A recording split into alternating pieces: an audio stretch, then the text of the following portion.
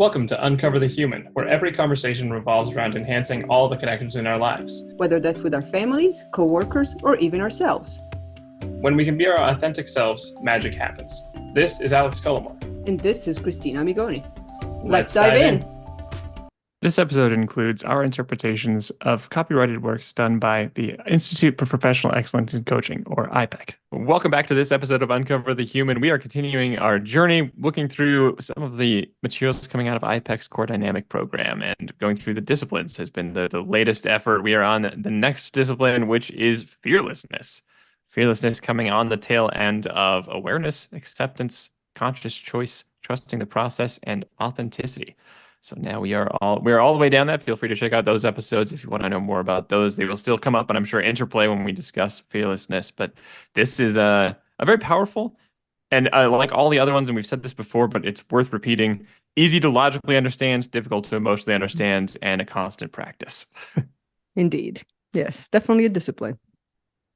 Yeah. All of these are truly disciplines. These are things you do again, you try to get better at, you try and just make it a practice, and then you have to lean back on them when the times go spin out and get hard.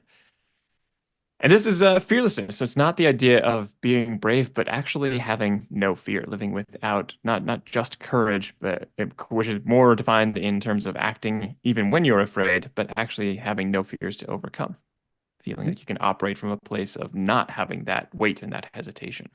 Yeah. Which is interesting because it's not a discipline that teaches you to eliminate fear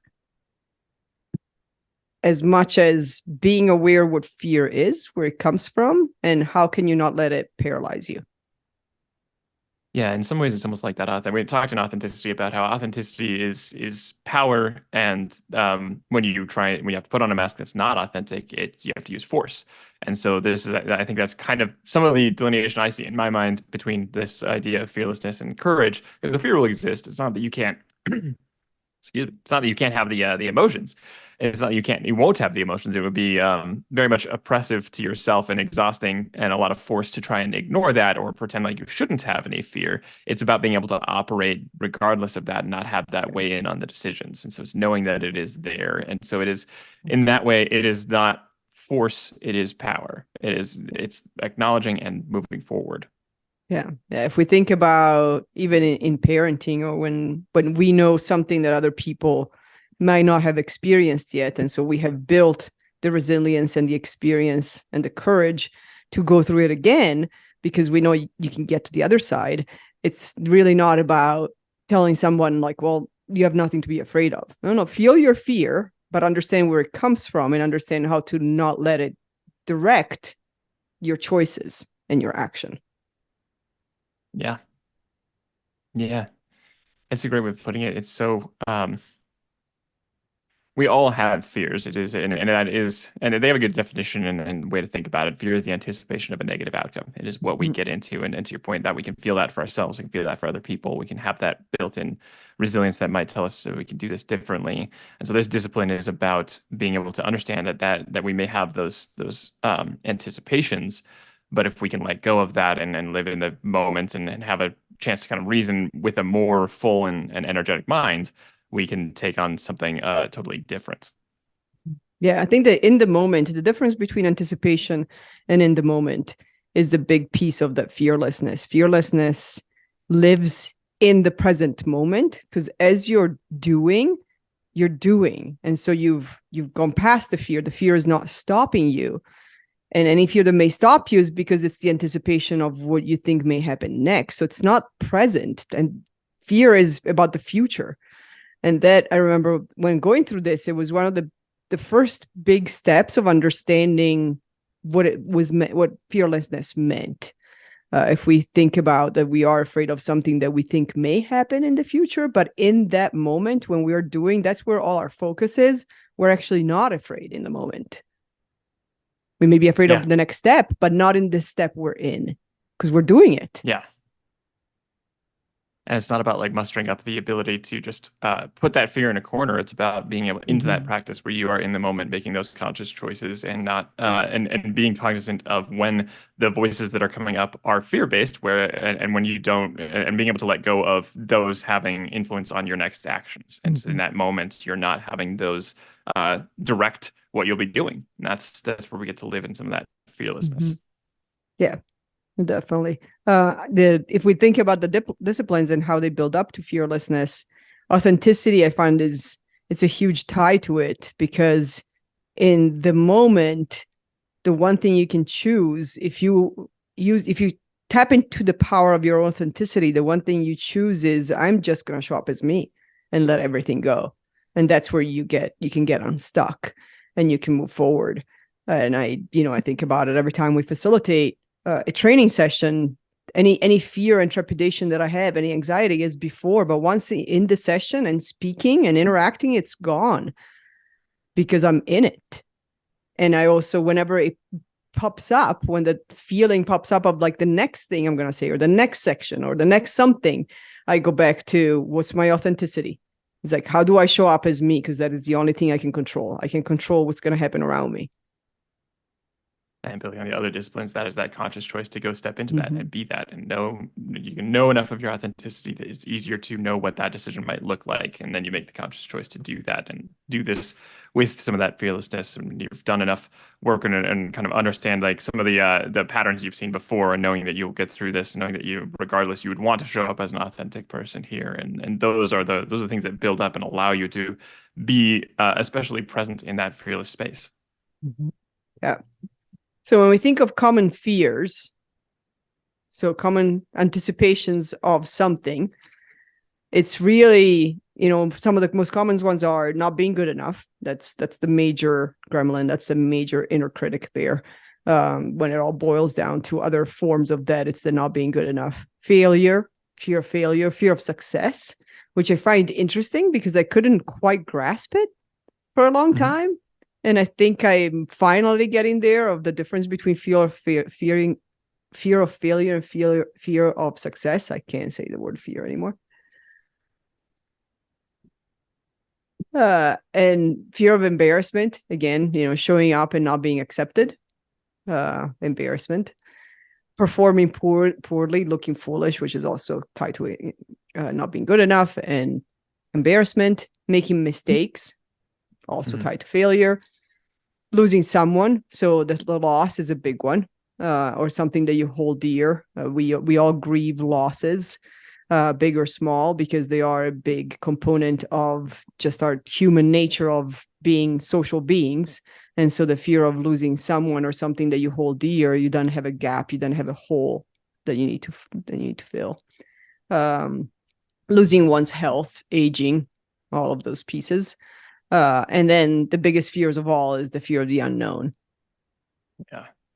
And when I read through those, it feels like there really are basically two buckets. There's the not good enough, which underpins the majority of our feelings, and there's loss. There's loss of our identity, loss of our age, loss of our health, loss of somebody who's close to us, loss of something that's important to us. Those are all ones that we can anticipate in fear. And then but almost all the others feel like they boil down to not being good enough. Like fear of the unknown is feeling like we might not be enough to face whatever that challenge is. Fear of change is not knowing if we're not thinking we're enough to make it through that, or to be the person we need to be on the other side of that. Failure, success, all of these are the same. If you fail, you weren't good enough to succeed. If you succeed, are you good enough to continue? If you're embarrassed, you weren't enough to figure out the right way to do this. And same with making mistakes, with looking foolish. Any of these are not being, quote, good enough by whatever estimation we have in our head, that we haven't made it up to that. And that one is I think those are two really core buckets to fear. And when we will dress it up with so many different rationalizations, but at the core, those feel like the real the real solid center of any fear. Yes. Yeah. Which is when having the exploration and the tools to dig deeper is when you hear or you're feeling something, and it's to actually get to the core. It's like, okay, that's the I'm anxious about this presentation. Okay, why are you anxious about the presentation? Well, because I may embarrass myself. Why, are you anxious about embarrassing yourself? What do you think will happen if you do? Well, I won't be good enough, and I'll also be alone. So you've got the abandonment of the social beings, the human social beings, of like, now I'm out of the tribe and I'm going to get attacked and killed by a saber-toothed tiger.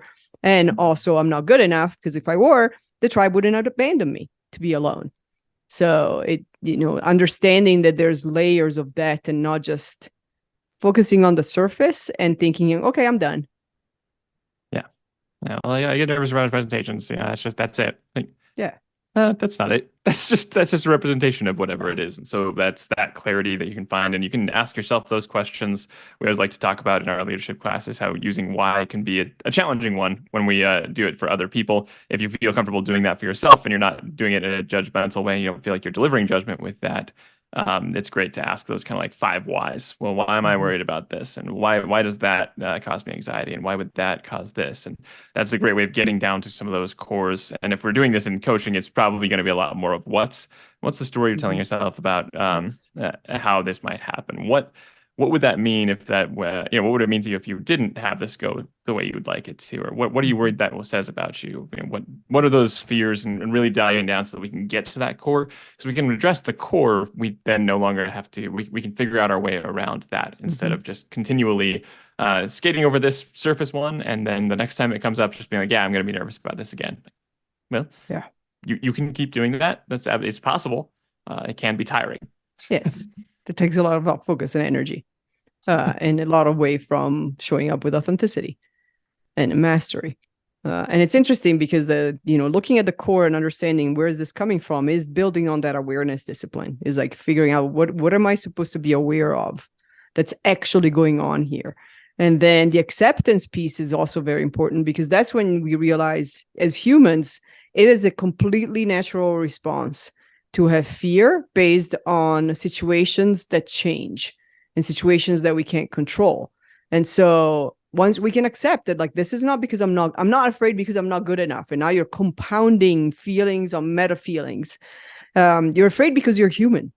And so that's it. Humans' natural response is the self-protection, because self-protection is now being threatened. And so your mind will go to fear.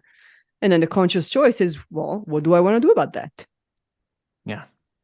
And to that point, there is humanity in that, in just not feeling good enough. That's a core human natural thing to happen too. But we are constantly kind of evaluating that, largely because of things that you're saying, like the idea that the tribe might not accept us and that we might be kicked out. We want to be good enough for that because it's a huge portion of our survival, which is why it gets so tied to fear.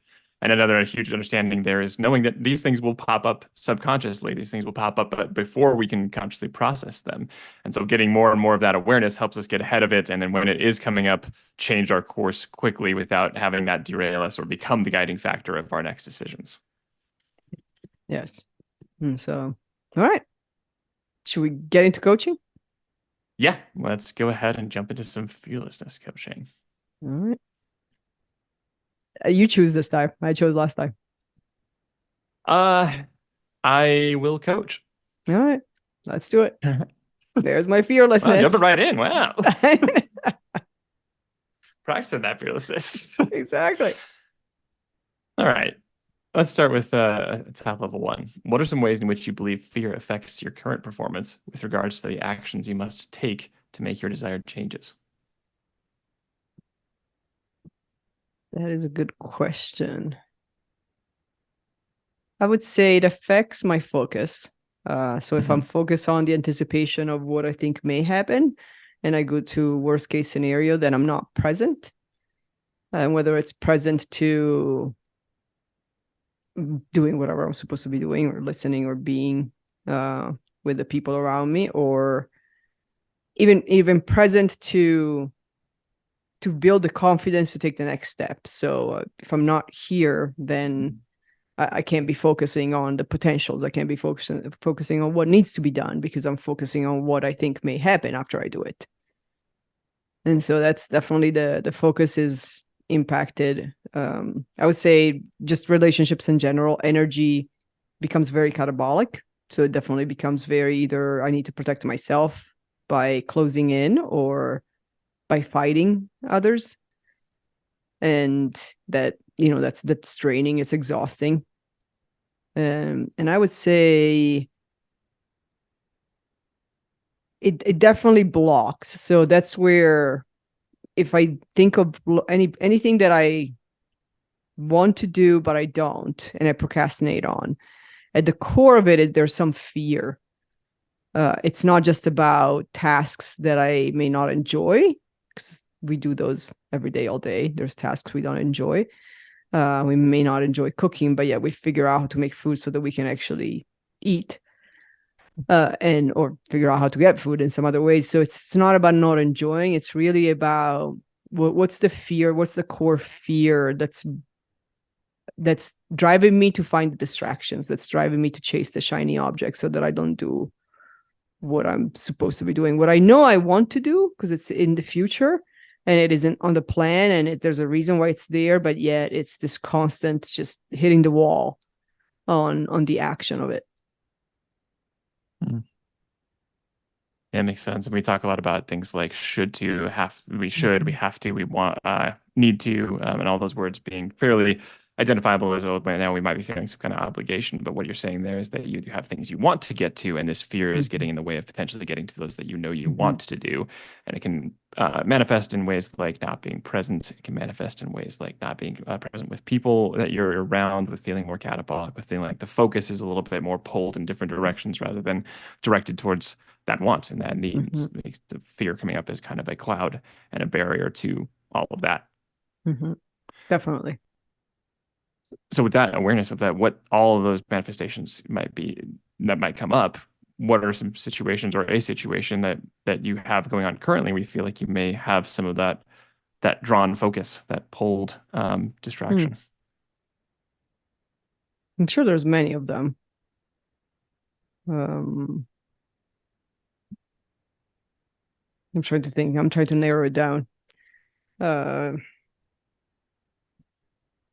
I would say, and I think we've talked about this before, but I would say some of the marketing work that we have started for our company, there's a lot of procrastination and blocks there. And so the discovery there is to figure out like what's the fear behind it. What's the fear that's at the very core of driving the distractions, or the chasing the distractions and the procrastinations. And I would say there's definitely a big not being good enough fear. It's both from the execution of the tasks, as in I have a vision, I know what I want to see, and yet I don't think I'm good enough to be the one creating it, to the one executing it. So finding ways to not do it, or for others to do it, so that I don't have to be the one that fails at it because of the lack of good enough, which then in turns also causes the abandonment, the tribe going away, leaving. So I would say, yeah. That makes sense. That feeling of like maybe you can't deliver the thing you want to. It's like sometimes I feel that way when you look at like paintings. You're like, oh man, I have this idea. It'd be beautiful to paint this thing, but I know that I don't have the I don't have the brush strokes, the capacity to do that. I've never practiced any of that, and I know that that feels far away. And so that can be like there's a giant barrier between the mental image of what we'd like to get to and feeling like maybe there's not the skills there. And that naturally would lead into things like that worry about abandonment, that worry about like, am I not good enough? Does that then disqualify me from the tribe? Where do I end up accidentally tripping over and falling out of belonging? Yes. So to focus that on some of the marketing and some of the ideas that like we want to get to that, you want to be able to deliver some of that. What you mentioned like you would want to fail at it. What would failure look like? I would say what failure would look like is a couple of things. Like one is just the quality is not good enough. And so the intention behind the product is not reached, the outcome. So instead of causing clarity or drawing people to understand who we are and what we do, it does the opposite. It doesn't become clear and it causes confusion. And at the same time, also, when you think about marketing in a business and how tied it is to business development, is like, well, if it's not clear and the quality is poor, then the business development piece could suffer. And if the business development piece could suffer, that could end up with being like, oh, we now have this business that's gonna, one of the ways to unpack the fears for me is to go to worst case scenario. Worst case scenario is like we get no clients, all our clients abandon us, and we get no new ones, and we shut down the business, and this big vision and dream that we've built and been living, it's over. Yeah, that's some huge stakes. That makes sense. That would be particularly stressful to be facing down the barrel of and feel like there's like a linchpin of marketing to potentially it could be a catalyst or breaking down a support that is key to something that is important to you, the vision, the business, the ability to continue that. So understanding that looks like, you mentioned, like, I'm worried that the quality might not be good enough. What does good quality marketing mean to you? I guess it's when it's clear, when the message is clear, when it's capturing the audience, and when it becomes a dialogue, not just a sharing of information. So it becomes an evoking a feeling and experience for whomever reads it. Dialogue, feeling centered, and clear. That makes sense. Yes, that would be, it sounds like good, powerful marketing. What are other aspects of life and or work where you find you have to create that kind of dialogue, clarity, and feeling? I would say almost all of them. Yeah, I think the difference maybe between the marketing is that in most of the other aspects, there's a chance for human connections. So for actual human connections. So there's a chance for standing up or, being in the room with the humans during, facilitation or, consulting engagement or a meeting where there's an actual dialogue. So there's an dialogue between me and the recipients, and there's a back and forth, and there's an understanding, and there's a building of trust and relationship based on recognizing that the human connection is what creates that trust. And there's chances for clarification when it's not clear. There's chances for questions. And marketing, in the sense of just sending messages out there, there's a lack of human connection, because it's just, I send a message out there, and if people see it and somehow something intrigues them to stop, there's a maybe 1 second opportunity to create that connection in a way of the information actually being received and creating curiosity. There is no, let's go for coffee and chat for a while, or let's get on a meeting and talk about this. There's none of that. So it's all about the surface, immediately first impression, and it's probably even way less than a second. The opportunity to connect with another human's experience and feelings it's almost pure luck. Yeah, and that would feel like a lot to rest, like something that's as important as the vision and stuff on, is having that rest on a pure luck. It sounds like one of the main factors there is the idea that even when you're creating connection or a relationship or feeling or clarity in other areas of life, it's more fault tolerant, to paraphrase, to be able to do that when there's human connection, because there's ways to adjust what you're saying. There's second chances, there's conversations, there's dialogue, there's back and forth, and there's a growing ability to connect and draw that understanding. So that makes sense that would be more able to work and continue when you have more of that human connection, and that marketing might feel, especially in the it sounds like the one way direction that you're feeling like it is, where you're sending out the message, just to the universe and seeing what the universe, I mean the internet, and seeing what is responded with, that it might not have that chance. when it comes to people being intrigued or having a conversation with us, how true is it that we are alone and don't have the human connection in that, or one way? How true has that been? Oh, we're not sure at all. I think we could definitely be in a conversation and still being alone and not have the human connection. I just think it's easier to, well, pick up on that and also choose to not be in that conversation. If the connection is not happening, then it's not worth anybody's time. Move on.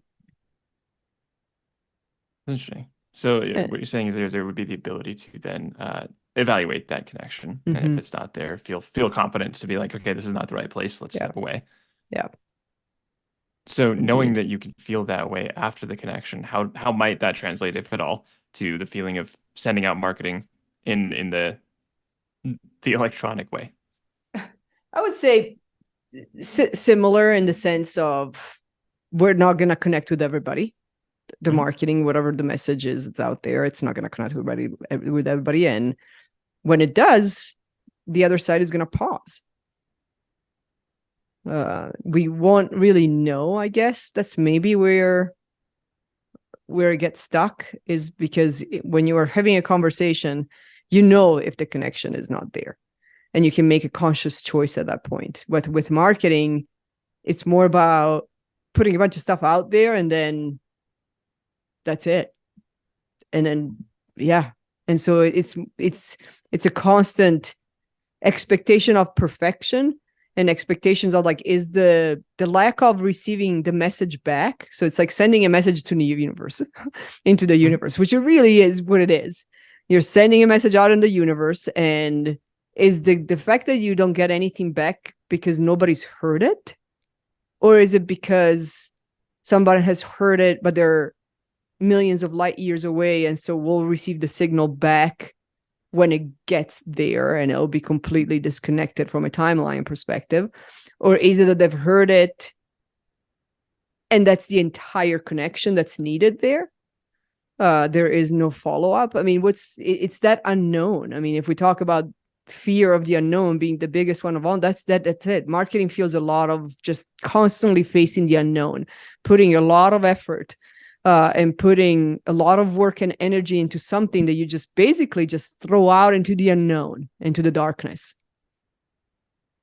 Yeah, there's an old saying in marketing and advertising that 50% of what I spend on marketing and advertising is waste. I just have no idea which 50% it is. Exactly. Yes. And so that makes sense. Yeah. So then it tags on to, first of all, the fear of the unknown. Like, I don't know if this is working or not. And it also tags on the being good enough, because like, oh, maybe if it's not working, if the message is not received back at any point now or in a million light years, it's because I'm not good enough.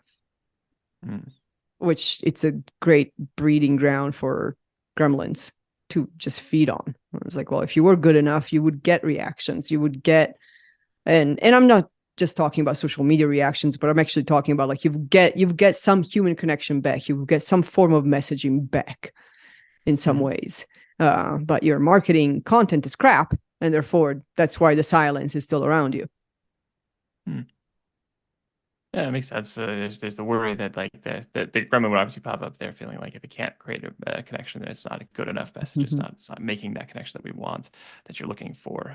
So you did mention, interestingly, that in almost the same breath, you mentioned that we won't connect with everybody. That whatever we put out there isn't going to connect with everybody. And you mentioned that you have this feeling that there's some kind of pressure for perfection in marketing. So I'm curious how kind of those coexist and what perfection might look like. I would say perfection looks like there's a signal that comes back. And at the same time, I know that's not about perfection. So it's a fear. It's a message that it needs to be perfect, or that if the signal doesn't come back, it's because it's not perfect. And yet at the same time, I am much less worried about, I don't say I'm not worried at all, but I'm much less worried about perfection in a human to human connection, because, well, we're humans and we're imperfect. Mm-hmm. And it's much easier to have the curiosity of, well, if my communication didn't reach, I can redo it. It's harder to redo in a marketing sense of view. Like if my communication doesn't reach anything, then first of all, I don't know that it didn't. And so I only assume that it didn't. And also there's no redo. Like I can't tweak it. I can't figure out how to meet people where they are because I don't know who the people are and I don't know where they are. Mm-hmm. Mm-hmm. That makes sense. So like there's again back to some of that feeling of unknown, like not knowing where the people are, not knowing where it's being seen or not being seen. You mentioned that in a human connection, I was worried about perfection because there's a chance to correct. And we talked a little bit about that. Like once you have that connection, so some of the hope is that it creates the connection. The interpretation is feeling like it's you send it out, and if there's no response, it's because it wasn't good enough to have a response. What other interpretations might there be of an unanswered signal? As in my own interpretations or other people's interpretations or the universe's interpretations? What could be? Whichever one feels. Well, I mean, what could be and what we've actually gotten validation on is that the message does reach some people. And just because they don't respond, it doesn't mean that it wasn't meaningful. You know, we hear it with our podcast quite a bit where people that we didn't even know were listening after many, many months or years will say like, oh yeah, I listen to your podcast every week. Love that episode on blah, blah, blah, blah. And for us, it's like, we didn't even know that podcast was being listened to. Mm-hmm. So it's, yeah. So the interpretation is it's not about getting a signal back. It's just about being authentic and sending out what feels like it could possibly provide value, or even what feels valuable to us, and then let it go. That makes sense. That's very much what like podcasting feels like. There's this what feels like very private Zoom room, and then you send it out into the Spotify's and the rest of the world, and you don't know. Like, and sometimes people come back out of nowhere. And to your point, there's sometimes you send out a signal, and sometimes it's just light years away, and eventually it comes back, and you didn't even know it had been out there. And that's definitely been a case we've seen a couple times. So knowing that, and you said something powerful there about like then it would come back to just being like authentic and putting it out there, what you think is valuable, and sounds like trusting, letting go, trusting the process a little bit. That if I send something out authentically, the right signal will bounce back. So what are ways? So there's something interesting in that. You have, first of all, that sounds like something you might have some control over is some of that authenticity. And what are ways you can bring that out when you're considering doing things like writing and putting together marketing? I think, and I think we talked about this. I don't know if it was in authenticity or conscious choice, or they're all getting confused at this point. But in one of the disciplines, I struggle with the fact that I get a very clear image in my head of what I want something to look like. And then I'm willing to do the work to get it there. But then when it's not, when I can't, it's almost like the painting. When the painting in my head is not actually getting created in real life in a certain speed and amount of effort and with certain skills, then it's easy for me to go into, well, then, I might as well just procrastinate and not do it. So I have very little patience for not doing the work, because it's not that I don't have patience for doing the work. It's just I have very little patience for not being able to create the image as it is in my head. And in a timeline that's in my head, which is usually way faster than humanly possible for one person. And so that becomes an excuse to start and then let it go, or start and not start and pausing. So what might happen if you create something that isn't the image you had in your head? What is the story that comes up if you're creating something and it's not where your original vision was. It's interesting. I never thought about it. I know I get really frustrated because the image in my head is usually pretty clear. The story that comes up, I guess the gremlin pieces, the fears are, back to I'm not good enough to do it all. I'm not, whatever, not good enough piece. But I would say other stories that come up, it's the worst case scenario. It's just a rabbit hole. Like if I'm not good enough to create the image in my head, which feels like it would create the connection that I intend, then what's the impact of that? What's on the other side of that wave? Yeah. And so then we don't reach the right clients, or clients don't understand what we do, or what we do is not interesting. Why the hell do we have a business if nobody wants it? And yet the image in my head is there's a lot of opportunities for doing what we do and helping people, but we don't get to do that. We are now waiting for permission from the outside to be able to do it. Yeah. It's interesting because that seems like it sounds a little bit like it's bridging a different fear. You have the idea that if it's not what's in your head, there's the word that you can't deliver that, which then bridges into people wouldn't be interested. And those almost sound separate. Does that feel separate to you, or do they feel connected? I guess it did, because once I meandered my way around that one. I guess the very core fear there is the fact that without the image created as it's in my head that would potentially open doors, then we're waiting for permission to be able to do what we know we need to be doing and would be useful. And so, it's a combination of not good enough and the unknown, but it's a combination of also not wanting to have to wait for permission. It's like, why can't we just be, which goes back to authenticity in the sense is like my being of authentic is now dependent on somebody else's to give me permission to actually show up. Mm-hmm. So to go to the worst case scenario, then that could be, let's say you're being authentic. Nobody has responded. There's not a something on the horizon. You want to be authentic. What can you do, given that you only get to control your actions?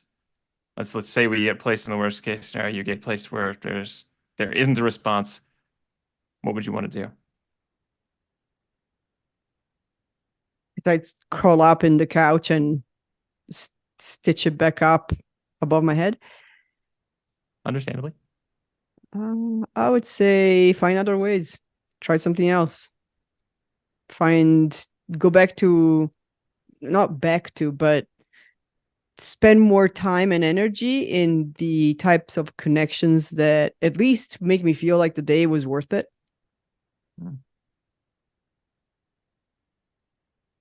And then still have this very big draw of wanting all this marketing stuff out there and not seeing it, which is very frustrating.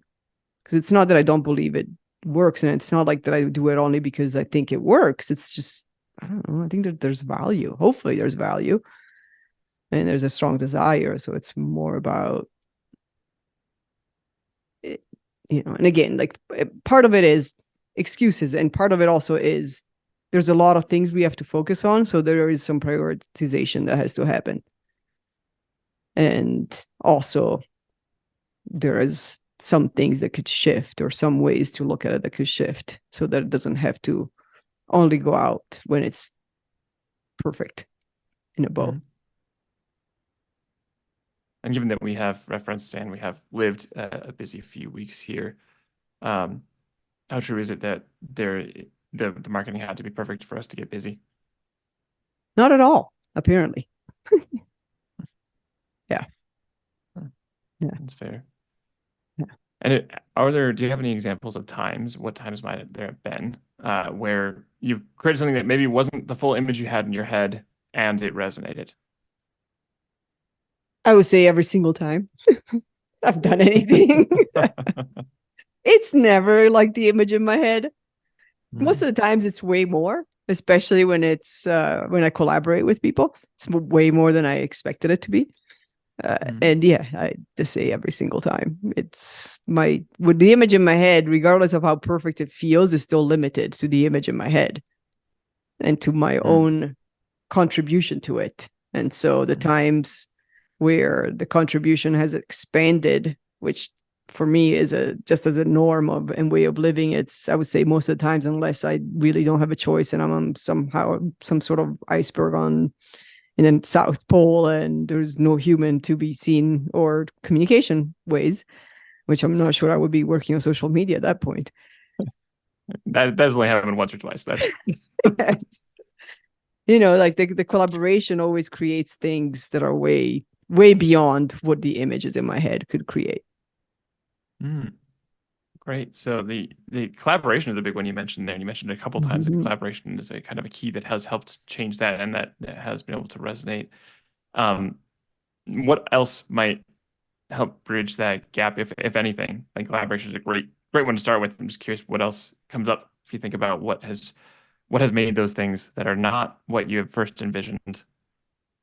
I would say definitely some form of organization so that I can focus on the next step to get to the picture as opposed to wanting to be at the picture stage. And so it's like it's just the next step. It's not the whole picture yet. And that's okay because you need the next steps to get to the full picture. You actually need to pick up the brush and decide which color to start with if you want the painting to be done. Taking steps, having collaboration. Yeah. Having plans. Yeah. What are ways you can find that support in this marketing journey? Besides hiring more people? I would say we're starting already. I think, starting to actually get the plan out of my head. That's always a big block. I don't know why I always feel like if it's a plan in my head, then I should be able to just move into action as opposed to just get the plan out of my head and then, start looking at all the steps and figuring out what comes first and what's next and what do we need here and break it down, really break it down, as opposed to wanting the whole thing ready. Yeah, you mentioned wanting to have a plan. I think sorry, go ahead. Oh, no. And just not getting stuck with where I want it to be at this point or 3 months ago. Yeah.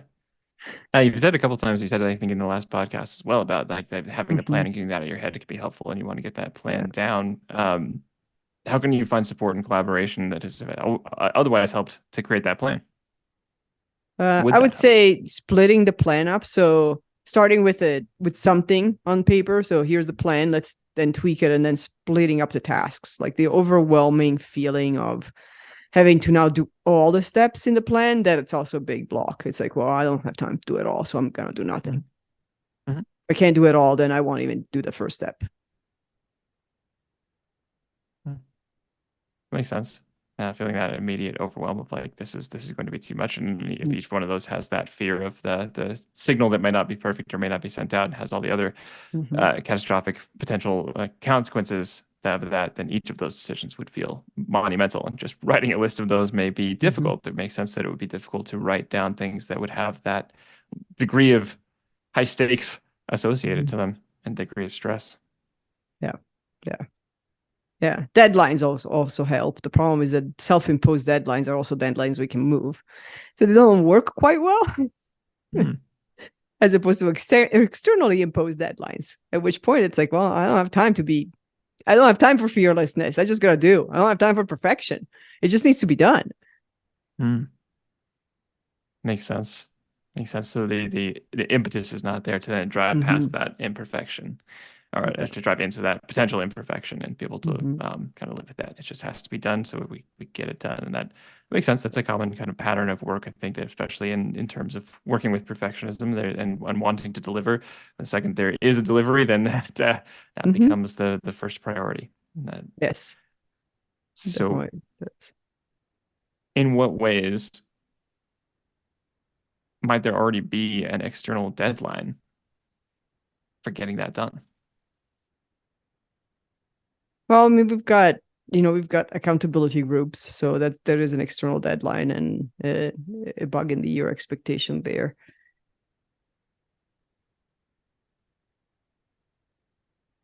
I mean, the need for it to be over. I don't know. Again, it's more internal. Like I can't actually think of major external deadlines besides shame of not having it done, which is very internal. Makes sense.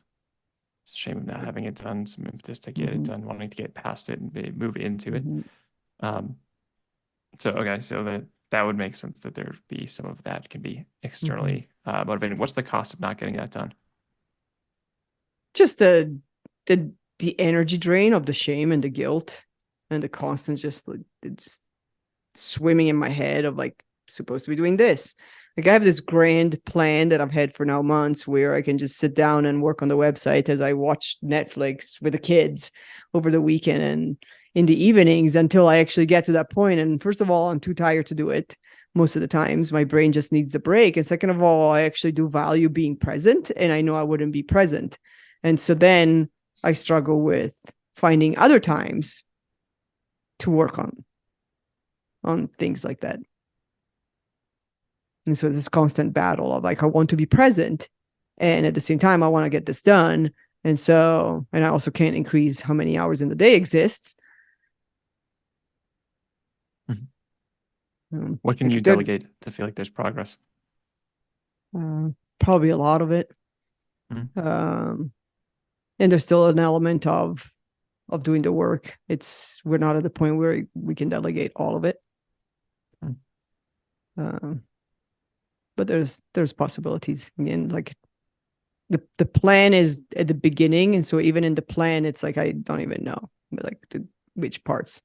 All of it could be delegated, but with the caveat that we can't delegate all of it. Then planning to delegate, it's still work, and I know it will pay off, and it's still work. That's easy to just say like, well, not today. I can do it at the end of the week. Well, no, I'm exhausted. Let's do it next week. Well, now I'm in meetings every morning of the day. And I know afternoons are, except for some days. On Sundays, I get a surge of energy later in the afternoon. But most days, by the time I get to the afternoon, it's like, I can't even think straight. Makes sense. Yeah. Especially these last few weeks, they've been quite busy, quite hectic. Yes. The break that we were counting on hasn't quite started. So who else on this call can help? I don't know. Who else on this call can help? That's a great question. No, that's actually a really good idea. I think that now that we are hopefully getting a little bit of a break, as we always say, not too long, just a tiny bit of a break. I think actually, sorry, I'm thinking out loud. And I think what I need to do is stop thinking that I need to plan it by myself. Like I'm stuck on the plan and I can't get the plan done. And once the plan is done, I know that will become the external factor and the external deadlines. And so it's almost as if I'm manipulating my own procrastination by knowing that if I don't plan, then I won't feel the pressure. And so I can always be in the planning mode. And that is what needs to get out of the way. It's like the plan actually needs to be done.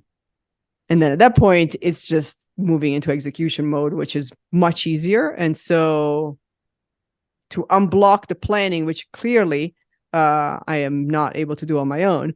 So that's what we should probably do. So that's what I would like to do is next week to create a meeting sometime when we actually have the energy during the day. So at the right times of the day to sit down and be like, okay, these next 2 hours are just to create the plan. They're not to create the content. They're just to create the plan. Yeah. Makes sense. What times do you have available next week that would have that space open? Well, my instinct will say the whole week. And then I look at the calendar and I'm like, well, actually, no. So let's look at the calendar. Oh, this is this week. I'm like, that looks like exactly like what we did this week. I'm like, oh, because I was looking at the wrong one. Groundhog Week. Yes. Monday is a little challenging. Could be. There's a. Sorry, I have like 15 calendars on one. Either Tuesday morning could possibly work, or Tuesday afternoon before we meet Sterling. That makes sense. Given that we keep getting other things pushed into that Tuesday slot, I'm going to put a calendar invite right now for Tuesday morning. And then I'll say Wednesday, this is an afternoon. It could be, no, Wednesday's not looking good in general. Wednesday morning, no, not too many interruptions. This is the problem, is finding a block that doesn't have 5,000 interruptions. I would say Tuesday morning with possibility, Tuesday morning, I would say, because that doesn't look like we have that much time before our meeting at 3. No problem. 10 a.m. We're going to do this. 10 a.m. Acknowledging for you, me, and the people listening that I've stepped fully out of coaching on that one and just pushed a solution right through. Yes. Yes, 10 a.m. That's when the plan will be finalized. Yes. Okay. Good. All right.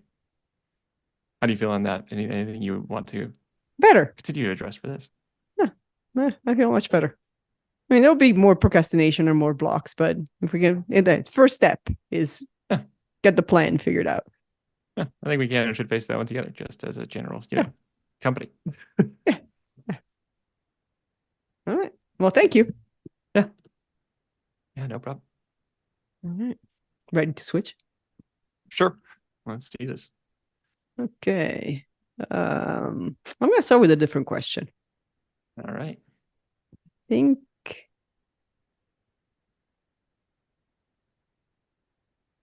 I would start with, what opportunities have been presented to you that you passed up because of some kind of fear? I would opportunities that have passed up.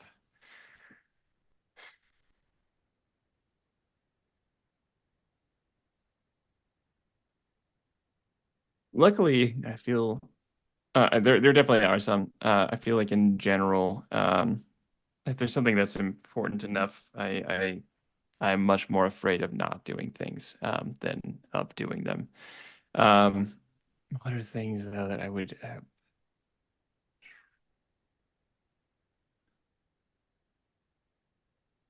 And if nothing comes to mind, we can add the passed up or procrastinated on. Yeah, I think the ones that I procrastinate on, because I go back and forth on this one. One of the things that I know I've procrastinated on somewhat. So, well, okay. There's one that I know that is important. There's one that I sometimes think of as like that could be nice, and I'm not totally sure I'm bought into it as part of the full vision. I'm relating both of these actually to things we were doing. One is the book. I think being able to write the book. I've made some progress. I was doing well for a while there, and then last couple weeks have been chaos, and nothing has continued there. So there's one that says procrastination there, and that as any coach would tell you, that's an excuse. There's an excuse that the time is not available there. So knowing that time's not available is not actually an excuse there. There's definitely some procrastination on that one. The only other one that comes to mind is that we've talked about doing things like speaking events, and I think it would be fun to do some of those, but I feel less and less like that's part of the vision. So I'm not as worried about like I don't feel the like I want to get to that as much as I used to. Think that was like the part of it. So I think more it's the book that is currently some of that procrastination. I think that's more important. Yeah, that makes sense. It makes sense to have those two things that have been procrastinated on, and recognizing that procrastination, any coach would tell you, is our own choice. And so being busy, it's not an excuse to procrastinate. It's it gets to be an excuse to procrastinate, but it's not the reason. It's not the core reason for the procrastination. And so if we focus on the book, What fear do you think is behind the procrastination? Um, there's the first thing that comes to mind is the fear of like having a disorganized mind on it. And we have an outline, we have some ideas, we have some structure, and honestly, the writing it is very fun. I like doing that, like generation work. It feels very much like that kind of living in that WI space. I like doing a lot of that, and on separate times when I'm in a different mindset, I also enjoy doing some of the cutting down and whittling this to make it much more efficient and make writing a lot tighter and something that is more descriptive and just more efficient for the reader. So both of those things are enjoyable. I think I have a fear of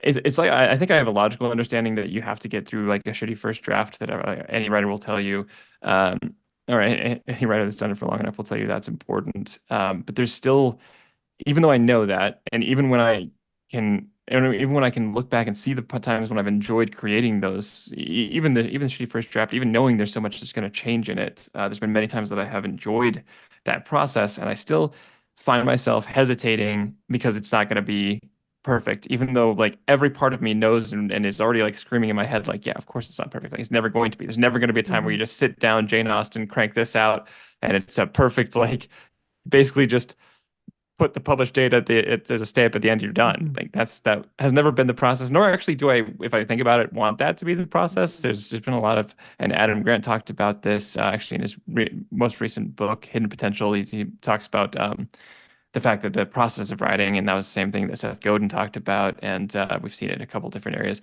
The process of writing is a great way of just thinking. It forces you to get clarity on your thinking, and it's a really fun activity for that reason.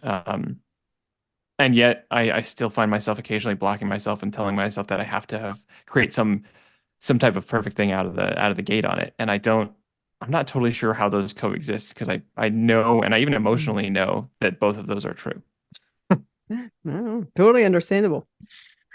There's definitely a drive for perfection, to get what's intended to be out there, and also knowing that it's never going to be perfect. And so there's an internal battle there going on. So when you think about the perfect book or the perfect when in terms of writing the book, the paragraph, the chapter, the idea, what does perfect mean?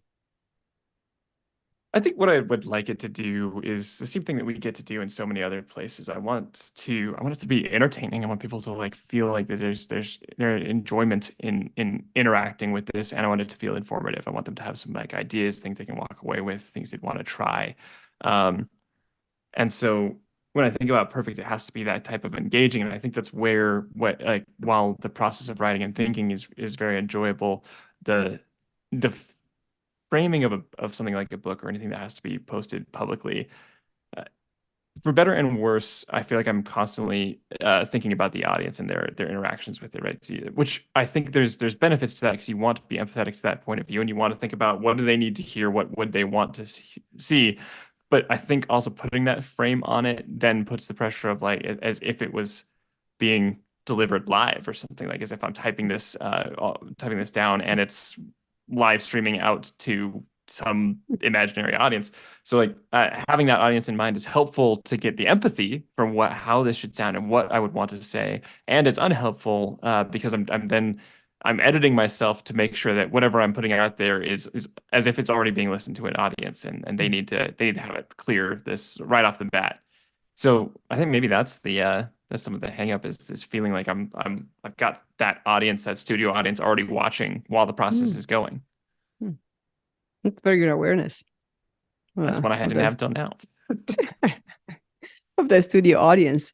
And so you did say that the actual doing of it, the WI, of the writing and getting the story out is enjoyable.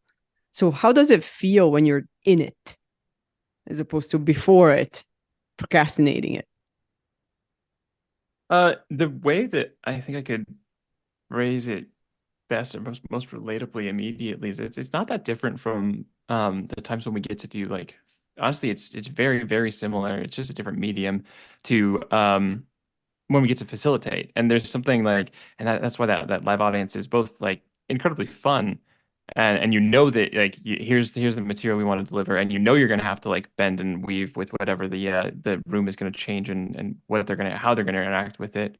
Um, but it's a lot like that because it starts to become in those enjoyable moments like that conversation you have where you're like, hey, here's the things that I'm talking about. Here's the things that I want to put forward as ideas. And you're kind of feeling that mental almost, I call it sparring, but not in like a violent or bad way, just in that like, kind of enjoyable, um, literally like a spar of like practicing of just an enjoyable, making each other sharper at their skills, and that back and forth of like, oh wait, here it sounds like a conversation, it feels like a conversation when you get to write that way, when you get to feel like this is how I would be putting it out here, here's what I would be hoping people are interacting with. And again, it ends up falling into that weird trap of, because it's generating something new, and because the half of the enjoyment is thinking about it in interaction with how it would be interacting with other people, then tripped up again on like, oh, but in focusing on that interaction, it feels like it has to be something much more clear than it really could reasonably be.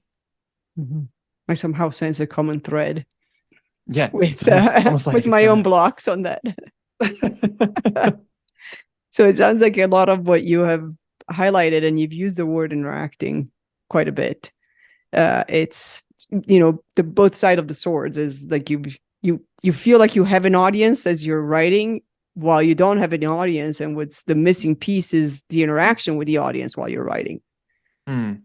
And so, and it sounds like you've mentioned how in facilitating, that's what's energizing, is because there is an interaction with the audience as you deliver.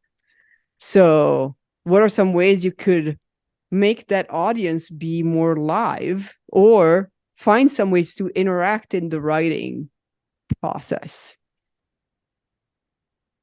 You would think it is. I appreciate you talking about that as an audience, because that's, I think the issue isn't that there is the audience. The issue is that the audience is the voices in my head, and there are a few Mm-hmm. gremlin voices. There are a few critical voices. So, like when it's live in front of like a class, even if we had somebody who was not engaged, which thankfully we've had pretty good luck at keeping people engaged, even when they don't Mm-hmm. understand or first at first Mm-hmm. blush disagree with what we are presenting. Mm-hmm.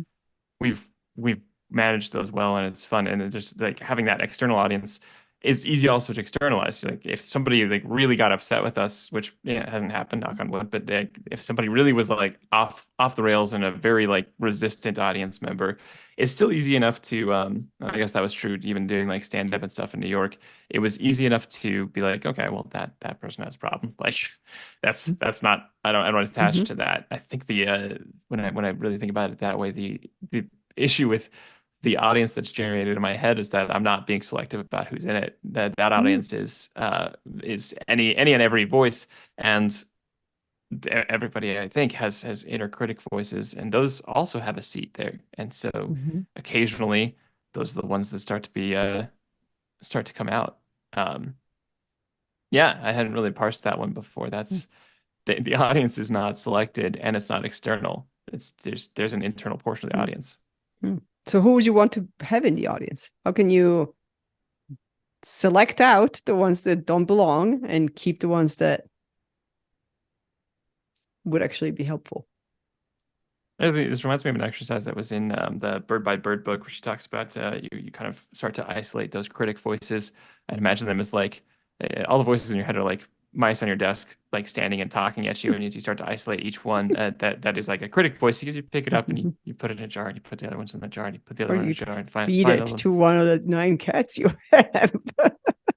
that was Dinner what one of her time. writer friends said too. Just like throw the jar then out the window. But the idea is just being like you have the critic voices, you isolate Mm-hmm. them, you put them in there, you put that jar, close that, and then set it on the shelf for like yeah, I Yeah. appreciate it. I see what you're saying, and this is not gonna be necessary for right now. So I think I think it comes down to just being more diligent about that. I think I didn't really have that awareness that was part of the audience. When I think about it, I think about the people that I know would already interact with this. I feel like how I know how you might interact with this. I know you might react to it. I know what thoughts you might have there. I know what I would want to put out if we were in like a leadership class. So I know what I would want to give the people that we've seen there, and what I would want to tell them, and how I would want to say that. And those are the audience members who are, where it's productive. Then I'm bouncing it off of where I want it to go and who I would want it to land with. And I haven't been selective about that. The internal audience has been some of that, and that's when it's really like dialed in and enjoyable.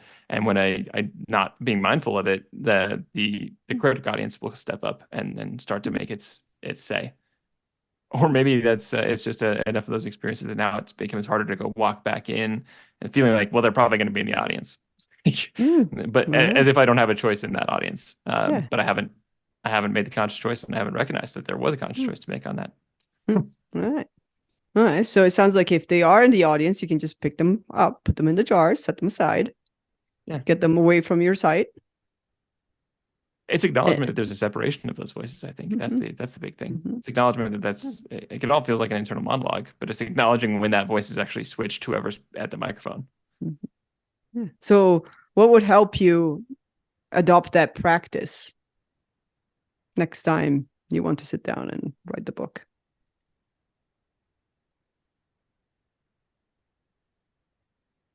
Yeah, some of that image of like the mice is funny, and I also love that's hilarious, the idea of like the cats chasing that one away. I think there's I just have to have some kind of like reminder, either maybe it's like a different background on my computer, or maybe it's like just some kind of mantra or sticky note or something that I would have to probably carry it in my laptop. Just that reminder, because I think I have to bring that conscious awareness to it, and then it will become more of a practice of like how do I really approach that, and how do I get more efficient at that. That I think can happen over time. Done enough other mindfulness work that I think I can get to that point. I just literally, this was a weird total blind spot. All right. What kind of support would help you switch that mind? Honestly, this is what I needed. I needed to just say this out loud. So I guess if I'm losing steam again, I need to get proactive about reaching out. And if you would mind occasionally checking in on like, hey, how's it going, and just as a check of, so I can have to bring that conscious awareness back to this, and then have to have the conversation. And I'm not too worried about like how this has happened up to this point for in this specific instance, because it really has been a particularly busy month, and not in the like busy excuse sense. There's literally been hours filled of just I don't feel like I've stopped moving for a month. I've had like 2 days where I didn't. I definitely didn't have the energy for a book. Not too worried about those ones, but I would worry about that becoming a habit. So I don't feel as much guilt over the past, but I do feel more trepidation over the future if I'm not conscious of this. Yeah, that makes sense. What else would help you, if anything? Ooh.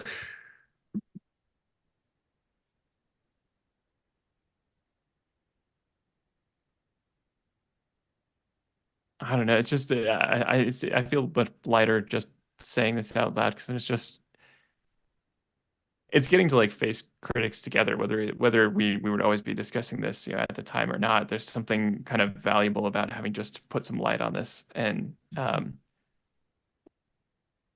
if you're trapped alone with your critics, or if you don't reach out and don't see the outside, it feels like it can feel like that for me, that can become isolating, and feel like that is the voice, and that's what the whole world would be saying.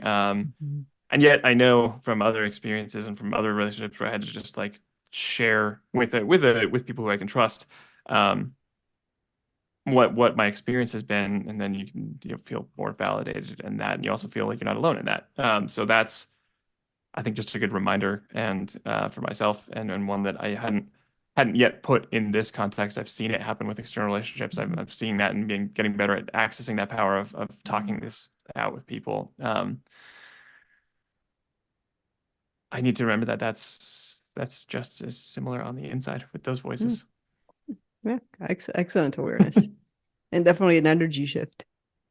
Yeah, I just hadn't.